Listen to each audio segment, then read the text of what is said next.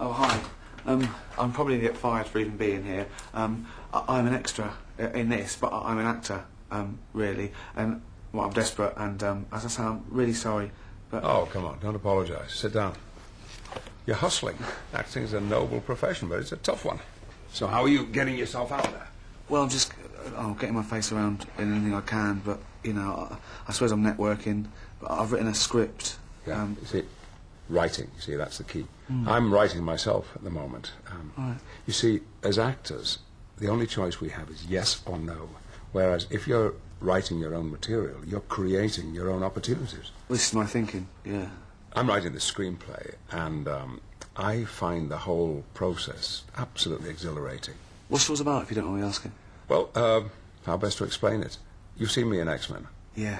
The character I am, Professor Charles Xavier. If you remember, he can control things with the power of his mind, can make people do things and see things. So I thought, what if you can do that for real? I mean, not in a comic book world, but in the real world. All right. So in my film, I play a man who controls the world with his mind. Right. Oh, that's interesting. Yeah, for instance, I'm walking along, and I see this beautiful girl, and I think I'd like to see her naked, and so all her clothes fall off. All her clothes fall off? Yes, and she's scrabbling around to get them back on again, but even before she can get her knickers on, I've seen everything. You know, I've seen it all. Okay. It's a comedy, is it? No. It's about what would happen, you know, if these things were possible. What's the story, though? What's the... Well, I do other stuff, like I'm riding my bike in the park, and this policewoman says, "Oi, you can't ride your bike on the grass," and I go, "Oh no," and her uniform falls off, and she goes, "Ah!" and she's trying to cover up, but I've seen everything. Anyway, and I get on my bike, I ride off. On the grass. So, it's mainly you sort of go around seeing ladies' tits? Mainly. And I do other stuff, like I go to the World Cup final, and it's Germany versus England, and I wish that I were playing, and suddenly I am, and I score the winning goal, and they carry me into the dressing room, and there's Rooney and Beckham, and then Posh Spice walks in, and... Her clothes fall off? Instantly. Sure. And she doesn't know what's happening, but I've seen everything. Again. Good. Is there a narrative at all? Is there like a story in the film, or is it just... Well, I'm a sort of James Bond figure. Right. And I have to go to Iraq to rescue these hostages.